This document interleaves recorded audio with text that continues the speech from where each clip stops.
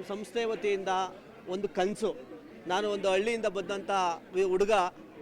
ಏನಾದರೂ ಒಂದು 4-6 ಜನಕ್ಕೆ ನಾವು ಸಮಾಜಕ್ಕೆ ಒಂದು ಜನಸೇವೆ ಮಾಡಬೇಕು ಅಂತ ಒಂದು ಸಂಕಲ್ಪವನ್ನು ಇಟ್ಕೊಂಡು ಈ ಒಂದು ಹೊಸ ವರ್ಷದಲ್ಲಿ 2026ರಿಂದ ಎಲ್ರಿಗೂ ಒಂದು ಹೊಸದಾಗಿ ಏನಾದರೂ ಒಂದು ಭದ್ರ ಬುನಾದಿಯಾಗಿ ಒಂದು ಹೊಸ ಕೆಲಸವನ್ನು ಮಾಡಬೇಕು ಅಂತ ಒಂದು ಹೆಜ್ಜೆಯನ್ನಿಟ್ಟಂಥ ಕ್ಷಣ. ಅದರಲ್ಲಿ ನಾವು ನಮ್ಮ ಮೊದಲನೇ ಒಂದು ಈ 2026ರಲ್ಲಿ ಮೊದಲನೇ ಕಾರ್ಯಕ್ರಮ ಹೆಸರಲ್ಲೇ ಜನಸೇವಾ ಅಂತ ಇದೆ. ನಮ್ಮ ಕಾರ್ಯಕ್ರಮದ ಹೆಸರೇ ಜನಸೇವಾ ಕಾರ್ಯಕ್ರಮ. ಈ ಒಂದು ಕಾರ್ಯಕ್ರಮವನ್ನು ಇವತ್ತು ನಾವು ಸಿದ್ಧಗಂಗಾ ಶಾಲೆ ಶಿವನಹಳ್ಳಿ ಏನು ನಮ್ಮ ರಾಜಾಜಿನಗರದ ಏನು ಒಂದು ಮಧ್ಯಭಾಗದಲ್ಲಿರುವಂತಹ ಏನು ಒಂದು ದೊಡ್ಡಮ್ಮ ದೇವಿಯ ದೇವಸ್ಥಾನದ ಪಕ್ಕದಲ್ಲಿ ಈ ಒಂದು ಸಿದ್ಧಗಂಗಾ ಶಾಲೆ, ಈ ಶಾಲೆಯ ಆವರಣದಲ್ಲಿ ನಾವು ಮೊದಲನೇ ಕಾರ್ಯಕ್ರಮವನ್ನು ನಮ್ಮ ಫೌಂಡೇಶನ್ ವತಿಯಿಂದ ಏನು ಸಾರ್ವಜನಿಕವಾಗಿ ನಾವು ಈ ಹಲವಾರು ಕಾರ್ಯಕ್ರಮಗಳನ್ನು ಮಾಡಿದ್ದೋ ಶಿಕ್ಷಣ, ಸ್ವಚ್ಛತೆ, ಆರೋಗ್ಯದ ಬಗ್ಗೆ. ಇವತ್ತು ಒಂದು ಸಾರ್ವಜನಿಕರಿಗಾಗಿ ಜನಸೇವಾ ಒಂದು ಕಾರ್ಯಕ್ರಮವನ್ನು ಹಮ್ಮಿಕೊಂಡಿದ್ದೋ. ಇದರ ಉದ್ದೇಶ ಏನು ಅಂತಂದರೆ, ನಾವು ವಿದ್ಯಾರ್ಥಿಗಳಾಗಿದ್ದಾಗ ಯಾವ ರೀತಿ ಕಷ್ಟಪಟ್ಟಿದ್ದೋ, ನಾವು ಕೆಲಸಗಳನ್ನು ಮಾಡಬೇಕಾದ್ರೆ ಯಾವ ರೀತಿ ಏನು ವ್ಯವಸಾಯ ಮಾಡಬೇಕಾದ್ರೆ ಊಟಕ್ಕೆ ಯಾವ ರೀತಿ ಹಾಹಾಕಾರ ಇರ್ತಿತ್ತು, ಅದೇ ರೀತಿ ಬೆಂಗಳೂರಿಗೆ ಬಂದಂಥ ಸಂದರ್ಭದಲ್ಲಿ ನಮ್ಮ ಏನು ಆಶಾ ಕಾರ್ಯಕರ್ತರಿದ್ದ ಆರೋಗ್ಯದ ಬಗ್ಗೆ ಯಾವ ರೀತಿ ನಾವು ಆರೋಗ್ಯ ಅಂದರೆ ಆಶಾ ಕಾರ್ಯಕರ್ತರು, ಶಿಕ್ಷಣ ಅಂದರೆ ವಿದ್ಯಾರ್ಥಿಗಳ ಪ್ರತಿಭಾ ಪುರಸ್ಕಾರ, ದುಡಿಮೆ ಅಂದರೆ ಉದ್ಯೋಗ ಅಂದರೆ ಆಟೋ ರಿಕ್ಷಾದವರ ರಾತ್ರಿ ಈಗಲೂ ಸೇವೆ ಸಲ್ಲಿಸುವಂಥ ಒಂದು ಆಟೋ ಡ್ರೈವರ ಅವರ ಸೇವೆಗಳನ್ನು ಗುರುತಿಸುವಂಥ ಕಾರ್ಯಕ್ರಮ. ಅದಷ್ಟೇ ಅಲ್ಲದೆ ಪ್ರತಿನಿತ್ಯ ಸ್ವಚ್ಛತೆ ಬಗ್ಗೆ ನಾವು ವಿಶೇಷವಾದಂಥ ಒಂದು ಕಾಳಜಿನ ನಮ್ಮ ಸಂಸ್ಥೆ ಚಿಲುಮೆ ರವಿಕುಮಾರ್ ತಂಡ ಇಟ್ಕೊಂಡಿರೋದ್ರಿಂದ ಏನು ಪೌರ ಕಾರ್ಮಿಕರಿಗೆ ಗುರುತಿಸಿ ಅವರಿಗೆ ದಿನಸಿ ಕಿಟ್ಗಳನ್ನು ವಿತರಣೆ ಮಾಡೋವಂಥ ಮುಖಾಂತರ. ಅದಷ್ಟೂ ಅಲ್ಲದೆ ನಮ್ಮ ಇತ್ತೀಚಿನ ದಿನಗಳಲ್ಲಿ ಬೆಂಗಳೂರು ಅತಿ ವೇಗವಾಗಿ ಬೆಳೀತಿರೋಂಥ ಪ್ರಪಂಚದಲ್ಲಿ ದೊಡ್ಡ ನಗರವಾಗಿರೋದ್ರಿಂದ ನಾವೆಲ್ಲರೂ ಡಿಜಿಟಲ್ ಯುಗಕ್ಕೆ ಇವತ್ತು ಎಲ್ಲರೂ ಒಂದು ಹೆಜ್ಜೆಯನ್ನಿಟ್ಟಿರೋದ್ರಿಂದ ಇಂದಿನ ಕಾಲದಲ್ಲಿ ಈ ಒಂದು ಸುತ್ತಮುತ್ತಲಿನ ಭಾಗದಲ್ಲಿ ನಾನು ಒಬ್ಬ ರೈತನ ಮಗನಾಗಿದ್ದರಿಂದ ಒಂದು ಸುಗ್ಗಿ ಹಬ್ಬ, ಸಂಕ್ರಾಂತಿ ಅಂದರೆ ಯಾವ ರೀತಿ ಮಾಡ್ತಿದ್ದೋ, ಕಡಗಳನ್ನು ಯಾವ ರೀತಿ ಮಾಡ್ತಿದ್ದೋ, ರಾಸುಗಳನ್ನು, ಎತ್ತುಗಳನ್ನು ಅಥವಾ ಹಸುಗಳನ್ನು ಯಾವ ರೀತಿ ಬೆಂಕಿನಲ್ಲಿ ಕಿಚಾಯಿಸ್ತಾ ಇದ್ದೋ, ಆ ಕಡದಲ್ಲಿ ರಾಶಿ ಪೂಜೆ ಯಾವ ರೀತಿ ಮಾಡ್ತಾ ಇದ್ದೋ, ಗೋಪೂಜೆಯನ್ನು ಯಾವ ರೀತಿ ಮಾಡ್ತಾ ಇದ್ದೋ, ಸಂಕ್ರಾಂತಿ ಹಬ್ಬದಲ್ಲಿ ನಾವೆಲ್ಲರೂ ಏನು ನಮ್ಮ ಮನೆಗಳಿದ್ದಂಥ ಹಸುಗಳನ್ನು ಅವುಗಳನ್ನು ವರ್ಷಕ್ಕೊಂದ್ಸತಿ ಮೈ ತೊಳೆದು ಬಣ್ಣ ಹಚ್ಚಿ ಅವಕ್ಕೆ ಟೇಪ್ ಕಟ್ಟಿ ಅಲಂಕಾರಿತ ಮಾಡಿ ಅವುಗಳನ್ನು ಪೂಜೆ ಮಾಡೋವಂಥ ಒಂದು ಸಂಸ್ಕೃತಿ ನಮ್ಮ ಹಿಂದೂ ಧರ್ಮದಲ್ಲಿ, ಸನಾತನ ಧರ್ಮದಲ್ಲಿ ಕಾಲದಿಂದಲೂ ನಮ್ಮ ಹಿರಿಯರು ನಮಗೆ ಹೇಳಿದರು. ಅದನ್ನು ನಮ್ಮ ತಂದೆ ತಾಯಿಗಳು ಸಹ ನಮ್ಗೆ ಕಲಿಸ್ಕೊಟ್ಟಿದ್ರು. ಆ ಒಂದು ಸನ್ನಿವೇಶನವನ್ನು ಈ ಒಂದು ಜಾಗದಲ್ಲಿ ಏನು ಬೆಂಗಳೂರು ನಗರದಾದ್ಯಂತ ಬೆಂಗಳೂರಿನಲ್ಲಿ ಎಲ್ಲರೂ ತಮ್ಮ ಉದ್ಯೋಗಗಳಲ್ಲಿ ಎಲ್ಲರೂ ಬ್ಯುಸಿಯಾಗಿರ್ತಾರೆ.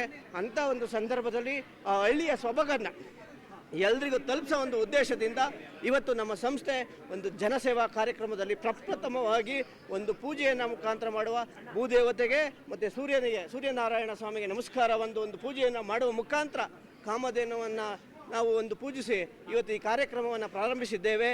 ತಾವೆಲ್ಲರೂ ನಮ್ಮ ಈ ಒಂದು ಕಾರ್ಯಕ್ರಮಕ್ಕೆ ನಮ್ಮ ಏನು ಡಾಕ್ಟರ್ ನಿಶ್ಚಲಾನಂದ ಮಹಾಸ್ವಾಮೀಜಿಯವರು, ಪರಮಪೂಜ್ಯ ವಿಶ್ವಒಕ್ಕಲಿಗರ ಮಠ ಹಾಗೂ ಬಸವಣ್ಣದೇವರ ಮಠದ ಶ್ರೀ ಸಿದ್ಧಲಿಂಗ ಸ್ವಾಮಿಗಳು ಮತ್ತು ಅಖಿಲ ಭಾರತ ವೀರಶೈವ ಮಹಾಸಭಾದ ರಾಷ್ಟ್ರೀಯ ಉಪಾಧ್ಯಕ್ಷರು ಸಚ್ಚಿದಾನಂದ ಅವರು ಹಾಗೂ ಈ ಒಂದು ಭಾಗದ ಡಾಕ್ಟರ್ ಪ್ರಮೋದ್ ಕಿದ್ವಾಯಿ ಸಂಸ್ಥೆಯ ನಿರ್ದೇಶಕರಾಗಿ ವಿವಿಧ ದೇಶಗಳಲ್ಲಿ ಕ್ಯಾನ್ಸರ್ ತಜ್ಞರಾಗಿ ಪ್ರಸಿದ್ಧಿ ಪಡೆದಿರುವಂಥ ಪ್ರಮೋದ್ ಸರ್ ಅವರು, ಬಸವೇಶ್ವರ ನಗರದ ಒಕ್ಕಲಿಗ ವೇದಿಕೆಯ ರಾಜಣ್ಣರವರು, ನಮ್ಮ ಸಂಸ್ಥೆಯಲ್ಲಿ ಹಲವಾರು ಕಾರ್ಯಕ್ರಮಗಳಿಗೆ ಬೆನ್ನೆಲುಬಾಗಿ ನಿಂತಿರುವಂಥ ಮಾರ್ಗದರ್ಶಕರಾದ ಕೆಂಪರಂಗಯ್ಯನವರು ಹಾಗೂ ಅನೇಕ ಹೆಸರೇಳಕ್ಕೆ ಇಲ್ಲಿ ಸಾಧ್ಯವಾದಷ್ಟು ಜನ ಎಲ್ಲರೂ ಸಹ ಬಂದಿದ್ದಾರೆ.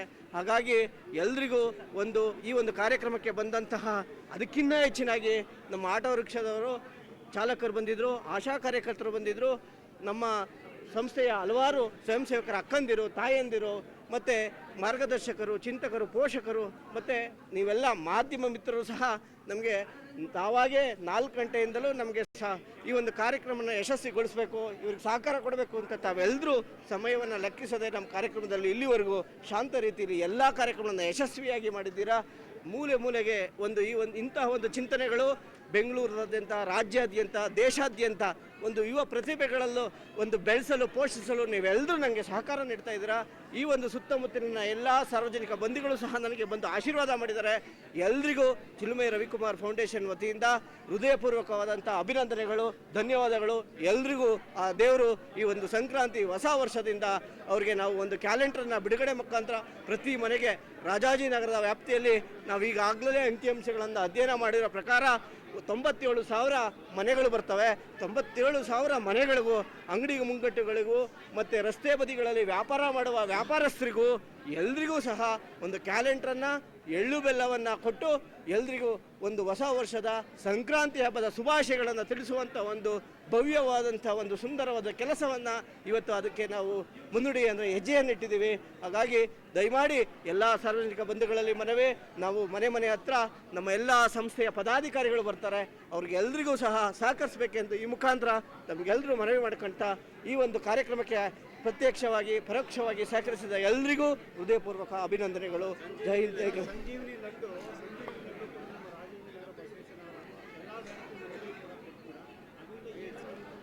ಸರ್, ನಾವು ಸಂಜೀವಿನಿ ಲಡ್ಡು ಅನ್ನೋ ಒಂದು ವಿಚಾರವನ್ನು, ಯಾಕೆ ಸಂಜೀವಿನಿ ಲಡ್ಡು ಅನ್ನೋ ವಿಚಾರವನ್ನು ಎಲ್ಲ ಜನಗಳಿಗೆ ಆರೋಗ್ಯದ ದೃಷ್ಟಿಯಿಂದ ನಮ್ಮ ಸಂಸ್ಥೆ ಒಂದು 2019ರಲ್ಲಿ ಏನು ಒಂದು ಕೋವಿಡ್ ಅನ್ನೋ ಮಹಾಮಾರಿ ಬರ್ತದೆ, ಅದು 2020ರಲ್ಲಿ ಕಂಟಿನ್ಯೂ ಆಗ್ತದೆ. ಅಂಥ ಸಂದರ್ಭದಲ್ಲಿ ನಮ್ಮಲ್ಲೊಂದು ಕೆಲಸ ಮಾಡ್ತಿರೋಂಥ ಒಂದು ಯುವಕ ಅವಾಗ ತಾನೇ ಮದುವೆ ಆಗಿರ್ತಾನೆ. ಅವನಿಗೆ ಹೃದಯಘಾತ ಆಗಿ ಅವನು ಇದ್ಕಿದ್ದಂಗೆ ಮದುವೆ ಆಗಿದ್ದ ಕೆಲವೇ ದಿನಗಳಲ್ಲಿ ಮರಣ ಹೊಂದ್ಬಿಡ್ತಾನೆ. ಆ ನೋವನ್ನು ನಮ್ಮ ತಂಡ ನುಂಗಲಾರದ ಮನಸ್ಸಿನ ನೋವಾಗಿ ಇರ್ತದೆ. ಅದಕ್ಕೆ ನಾವು ಏನಾದರೂ ಮಾಡಿ ಯಾಕೆ ಈ ಹೃದಯಘಾತ ಆಗ್ತದೆ, ಯಾಕೆ ಅಂದರೆ ಅವನ ಆರೋಗ್ಯ ಸಂಪೂರ್ಣವಾಗಿರ್ತದೆ, ಚೆನ್ನಾಗಿರ್ತದೆ, ಅವನು ಆಕ್ಟಿವ್ ಆಗಿರ್ತಾನೆ, ಫಿಟ್ನೆಸ್ ಆಗಿರ್ತಾನೆ. ಯಾವಾಗ ಟೆಸ್ಟ್ ಮಾಡಿಸ್ರು ಡಾಕ್ಟ್ರು ಚೆನ್ನಾಗಿದೆಯಪ್ಪ ಹೋಗಪ್ಪ ಅಂತಿರ್ತಾರೆ. ಅಂಥ ಒಂದು ಕಾಲದಲ್ಲಿ ಆ ಹುಡುಗನಿಗೆ ಹೃದಯಘಾತ ಆಗ್ತದೆ. ನಾವು ಅದನ್ನು ನಮ್ಮೆಲ್ಲರಿಗೂ ಬೇಸರ ಆದಾಗ ನಮ್ಮ ಎಲ್ಲ ಪದಾಧಿಕಾರಿಗಳು ಕುಂತ್ಕೊಂಡು ನಮ್ಮೊಂದಷ್ಟು ಸಾಕಷ್ಟು ಪೋಷಕರು ಹಿರಿಯರು ಅಜ್ಜಂದಿರುಗಳನ್ನು ಐಡಿಯಾಗಳನ್ನು ಕೇಳ್ತೀವಿ. ನೀವು ಹಿಂದಿನ ಕಾಲದಲ್ಲೆಲ್ಲ ಕಾಯಿಲೆ ಬರ್ತಿತ್ತಲ್ಲ, ಏನು ಮಾಡ್ತಾಯಿದ್ರಾ, ಯಾಕೆ ನೀವು ಅವಾಗೆಲ್ಲ ಹಾಸ್ಪಿಟ್ಲುಗಳು ಇವತ್ತಿನ ಥರ ಡಿಜಿಟಲ್ಲು ಸ್ಕ್ಯಾನಿಂಗು ಹಾಸ್ಪಿಟ್ಲುಗಳಿರಲಿಲ್ಲ, ಅವಾಗೆಲ್ಲ ನೀವು ಯಾವ ರೀತಿ ಔಷಧಗಳನ್ನು ತಗೊತಾ ಇದ್ರ ಅಂತ ಕೇಳಿದಾಗ ಅವ್ರು ನಮಗೆ ಮಾಹಿತಿ ಹೇಳ್ತಾರೆ. ನಮ್ಮಲ್ಲಿ ಹಳ್ಳಿಗಳಲ್ಲಿ ಪಂಡಿತರುಗಳಿದ್ರು, ಗಿಡಮೂಲಿಕೆ ಔಷಧಗಳನ್ನು ಕೊಡ್ತಾಯಿದ್ರು. ಅಂಥ ಸಂದರ್ಭದಲ್ಲಿ ನಾವೇ ಮನೆಗಳಲ್ಲಿ ಅದನ್ನು ಅರೆದು ಸೊಪ್ಪುಗಳನ್ನು ತಂದು ನಾವು ಆರೋಗ್ಯವನ್ನು ರಕ್ಷಣೆಯಿಂದ ನೋಡ್ಕೊತಾ ಇದ್ದೋ. ನಾವು 90 ವರ್ಷ 100 ವರ್ಷಗಳ ಬದುಕ್ತಾ ಇದ್ದೋ. ಯಾವುದೇ ರೀತಿಯಾದಂಥ ಆರೋಗ್ಯದಲ್ಲಿ ಏರುಪೇರು ಆಗ್ತಾ ಇರಲಿಲ್ಲ ಅನ್ನೋದನ್ನ ಮಂದಟ್ಟು ಮಾಡ್ತಾರೆ. ಅಂಥ ಸಂದರ್ಭದಲ್ಲಿ ನಾವು ಒಂದೇನಾದರೂ ಈ ಸಮಾಜಕ್ಕೆ, ಈ ಬೆಳೀತಾ ಇರೋಂಥ ನಗರಕ್ಕೆ ನಾವು ಇಂದಿನ ನಾವು ವೈಜ್ಞಾನಿಕ ಪದ್ಧತಿಗಳನ್ನು ಬಿಟ್ಬಿಟ್ಟು ಇವತ್ತು ಡಿಜಿಟಲ್ ಪದ್ಧತಿಗಳಿಗೆ ಹೋಗಿದ್ದೀವಲ್ಲ ಅನ್ನೋದನ್ನ ನಾವು ಮತ್ತು ಎಲ್ಲರೂ ಕೆಲವರು ಏನು ಆರೋಗ್ಯದ ಬಗ್ಗೆ ಜಾಗೃತಿ ಕಾಳಜಿ ಅನ್ನೊಂದಿಟ್ಟರೆ ಆ ಮನೆಯಲ್ಲಿ ದೀಪ ಬೆಳಗ್ತದೆ, ಮನೆ ಬೆಳೆದ್ರೆ ಆ ಊರು ಬೆಳೀತದೆ, ಊರು ಬೆಳೆದ್ರೆ ನಾಡು ಬೆಳೀತದೆ ಅನ್ನೋ ಒಂದು ಉದ್ದೇಶದಿಂದ ನಮ್ಮ ಆಹಾರ ನಮ್ಮ ಆರೋಗ್ಯ ಈ ಒಂದು ಲಡ್ಡನ್ನು ಯಾಕೆ ಅವಾಗ ಅಜ್ಜಿದಿರು ಕೇಳಿದಾಗ ಆ ಥರ ಕೊಡ್ತಿದ್ರು ಅಂತಾರೆ. ನಾವೊಂದಷ್ಟು ಎಲ್ಲರೂ ತಿಳ್ಕೊಂಡು ನಾವು ಈ ಥರದ್ದೇನಾದರೂ ಒಂದು ಇಂದಿನ ಕಾಲದ ವೈಜ್ಞಾನಿಕ ಪದ್ಧತಿಯಲ್ಲಿ ಏನು ಮಾಡ್ತಾಯಿದ್ರು, ಸನಾತನ ಕಾಲದಲ್ಲಿ ಮಾಡ್ತಿದ್ದಂಥ ಏನು ಗಿಡಮೂಲಿಕೆ ಔಷಧವನ್ನು ನಾವು ಜನರಿಗೆ ಉಚಿತವಾಗಿ ಏನು ಜಾಗೃತಿ ಮೂಡಿಸ್ಬೇಕು. ಪ್ರತಿ ಗುರುವಾರ ಏನಾದರೂ ಒಂದು ಮಾಡಬೇಕು ಅಂತ ಗುರುವಾರ ಯಾಕೆ ಅಂದರೆ ನಮ್ಮ ಗುರುರಾಯರ ವಾರದಾಗಿರೋದ್ರಿಂದ ನಾವೆಲ್ಲರೂ ಗುರುವಾರ ಕೊಡಬೇಕು. ನಾವು ಗುರು ರಾಘವೇಂದ್ರ ಸ್ವಾಮಿಯ ಆರಾಧಕರಾಗಿರೋದ್ರಿಂದ ಗುರುವಾರ ಕೊಡಬೇಕು ಅನ್ನೋ ಉದ್ದೇಶದಿಂದ ಪ್ರತಿ ಗುರುವಾರ ಈಗ ನಾವು 40ನೇ ವಾರ, ಇವತ್ತು ಸೇರಿದ್ರೆ 40ನೇ ವಾರ, ಇವತ್ತು ಇಲ್ಲಿ ಲಡ್ಡು ಕೊಡ್ತಾ ಇದ್ದೀವಿ. 40ನೇ ವಾರ ಕಂಟಿನ್ಯೂಸ್ ಆಗಿ 1000 ಜನಕ್ಕೆ ಉಚಿತವಾಗಿ ಕೊಡ್ತಾ ಇದ್ದೀವಿ. ಯಾವುದೇ ರೀತಿಯಾದ ಹಣಕಾಸಿಲ್ಲ, ಮತ್ತು ಬ್ರಾಂಡ್ ಮಾಡೋ ಉದ್ದೇಶ ಇಲ್ಲ, ವ್ಯಾಪಾರ ಮಾಡೋ ಉದ್ದೇಶ ಇಲ್ಲ. ಇದ್ರ ಉದ್ದೇಶ ಏನಪ್ಪ ಅಂದರೆ ಯಾವುದಾದ್ರೂ ಒಂದು ಜೀವ ಉಳಿದ್ರೆ ಆ ಜೀವದಿಂದ ಏನು ಜಾಗೃತಿ ಮೂಡಿಸಿದ್ರೆ ಆ ಜೀವ ಮನೆ ಬೆಳಕಾಗ್ತದೆ, ಬೆಳೀತದೆ, ಅಭಿವೃದ್ಧಿ ಹೊಂದ್ತದೆ ಅನ್ನೋ ಒಂದು ಉದ್ದೇಶದಿಂದ ಕೊಡ್ತಾ ಇದ್ದೀವಿ. ಈ ಒಂದು ಲಡ್ಡು ಏನಪ್ಪ ಅಂತಂದರೆ ಅಶ್ವಗಂಧ, ಅಮೃತ ಬಳ್ಳಿ, ಅಕ್ಷಯ ಬೀಜ ಮತ್ತು ಕಡಲೆಕಾಯಿ ಬೆಲ್ಲದಿಂದ ಮಾಡಿರೋಂಥ ಲಡ್ಡು. ಈ ಲಡ್ಡುವನ್ನು ಎಲ್ಲ ಅವ್ರವ್ರ ಮನೆಗಳಲ್ಲೇ ಮಾಡ್ಬೋದು. ನಾವು ಹೆಲ್ಪ್ಲೈನ್ ಸಹ ಮಾಡಿದ್ದೀವಿ. ನಾವು ಒಂದು ಹ್ಯಾಂಡ್ಬಿಲ್ಲನ್ನು ಕರಪತ್ರವನ್ನು ಸಹ ಎಲ್ರಿಗೂ ತಲುಪಿಸ್ತೀವಿ. ಯಾವೆಲ್ಲ ಪದಾರ್ಥಗಳನ್ನು ಎಷ್ಟೆಷ್ಟು ಪ್ರಮಾಣದಲ್ಲಿ ಬಳಸಿ ಅದನ್ನು ತಯಾರು ಮಾಡ್ಕೊಬೋದು, ಒಂದು ದಿವಸ ತಿಂದರೆ ಒಳ್ಳೆಯದಾ, 2 ದಿವಸ ತಿಂದರೆ ಒಳ್ಳೆಯದಾ, ಅಥವಾ ಚಿಕ್ಕ ಮಕ್ಕಳು ತಿನ್ಬೋದಾ, ವಯಸ್ಸಾದವ್ರು ತಿನ್ಬೋದಾ ಅನ್ನೋ ಪ್ರಶ್ನೆಗಳು ಸಹ ಬಂದಿದೆ. ಎಲ್ಲರೂ ತಿನ್ಬೋದು, ಇದನ್ನು ಯಾವ ಸಮಯದಲ್ಲಿ ಬೇಕಾದರೂ ತಿನ್ಬೋದು, ಅವರೇ ಮನೆಗಳಲ್ಲಿ ತಯಾರು ಮಾಡ್ಕೊಂಡು ತಿನ್ಬೋದು. ಸರ್, ಈ ಲಡ್ಡು ನಾವೆಲ್ಲೂ ವ್ಯಾಪಾರಕ್ಕಿಟ್ಟಿಲ್ಲ, ಅವ್ರ ಮನೆಗಳಲ್ಲೇ ಮಾಡೋಕ್ಕೆ ಒಂದು ಹೆಲ್ಪ್ಲೈನ್ ನಂಬರನ್ನು ಇಟ್ಟಿದ್ದೀವಿ. ಅಲ್ಲಿ ಒಂದು ಹೆಲ್ಪ್ಲೈನ್ ಓಪನ್ ಮಾಡಿದ್ದೀವಿ. ಅವ್ರಿಗೆ ಯಾವ್ಯಾವ ಪದಾರ್ಥಗಳನ್ನು ಗ್ರಂಥಿಗೆ ಅಂಗಡಿಗಳಲ್ಲಿ ತಂದು ಆ ಪದಾರ್ಥಗಳನ್ನು ಬಳಸಿ ಲಡ್ಡುವನ್ನು ತಯಾರು ಮಾಡ್ಕೊಬೋದು. ಆ ಹೆಲ್ಪ್ಲೈನು ನಮ್ಮ ಹ್ಯಾಂಡ್ ಬಿಲ್ಲಲ್ಲಿದೆ, 9845450805. ಈ ಒಂದು ನಂಬರನ್ನು ಎಲ್ಲರೂ ಅವರು ಇದು ಡೈಲ್ ಮಾಡಿದ್ರೆ ಆ ನಂಬರ್ಗೆ ಅವರಿಗೆ ಮಾಹಿತಿ ಸಿಗ್ತದೆ. ಇದು 40,000 ಲಡ್ಡುಗಳನ್ನು ನಾವು ಈಗ ಆಲ್ರೆಡಿ ಎಲ್ಲ ಕಡೆ ತಲುಪಿಸಿದ್ದೀವಿ. ಇನ್ನು ಮುಂದಿನ ದಿನಗಳಲ್ಲೂ ಸಹ ಇದನ್ನು ಕಂಟಿನ್ಯೂ ಆಗಿ ಪ್ರತಿಯೊಬ್ಬರಿಗೂ ಮಾಡ್ಕೊಂಡು ಹೋಗ್ತೀವಿ. ಇದು ಮೆಡಿಕಲಿಂದ ಟೆಸ್ಟೆಡ್ಡು, ಸರ್ಕಾರದಿಂದ ಪರ್ಮಿಷನ್ ತಗೊಂಡಿದ್ದೀವಿ. ಇದನ್ನು ಹಂಚಕ್ಕೆ ಮೆಡಿಕಲಿಂದ ನಾವು ಏನು ನಮ್ಮ medical tested food test FSSL ಇದು ವರದಿ ಇದಿದೆ. ಆಹಾರ ಇವ್ರ ನಿಯಂತ್ರಕರಿಂದ ಪರಿಶೀಲನೆ ಮಾಡಿ ಅದು ಯೋಗ್ಯವಾಗಿದೆ, ಅದರಲ್ಲಿ ಆ ಅಂಶಗಳಿದೆ. ನಮ್ಗೆ ಆಲ್ರೆಡಿ ತಮ್ಮ ಡಾಕ್ಟ್ರು ಹೇಳ್ತಾ ಇದ್ರು, ಸರ್ವ ರೋಗಗಳಿಗೂ ಮದ್ದಾಗಿ ಕೆಲಸ ಮಾಡ್ತದೆ ಇದು. ದಯಮಾಡಿ ಹಾಗಾಗಿ ನಾನು ಹೆಚ್ಚು ಸಾರ್ವಜನಿಕರಿಗೆ ಏನಪ್ಪ ಹೇಳ್ತಾ ಅಂದರೆ, ಎಲ್ಲರೂ ಕೆಲಸದ ಒತ್ತಡದಲ್ಲಿದ್ದೀವಿ. ಆರೋಗ್ಯ ಇದ್ದರೆ ಏನೆಲ್ಲ ಬೇಕಾದ್ರೂ ಸಾಧನೆ ಮಾಡ್ಬೋದು. ಹಾಗಾಗಿ ನಮ್ಮ ಆಹಾರ ನಮ್ಮ ಆರೋಗ್ಯ. ನಾವೆಲ್ಲರೂ ಯೋಗ ಮಾಡೋಕ್ಕಾಗಲ್ಲ, ಎಲ್ಲರೂ ವಾಕಿಂಗ್ ಮಾಡೋಕ್ಕಾಗಲ್ಲ, ಕೆಲಸದ ಒತ್ತಡ ಎಲ್ರಿಗೂ ಇರ್ತದೆ, ಸಮಯದ ಅಭಾವ ಇದೆ. ಹಾಗಾಗಿ ನಮ್ಮ ಆಹಾರದಲ್ಲೇ ನಮ್ಮ ಆರೋಗ್ಯವಿದೆ. ಆ ಒಂದು ಕಾಳಜಿಯಿಂದ ಈ ಒಂದು ಕಾರ್ಯಕ್ರಮ ಮಾಡ್ತಿದ್ದೀವಿ.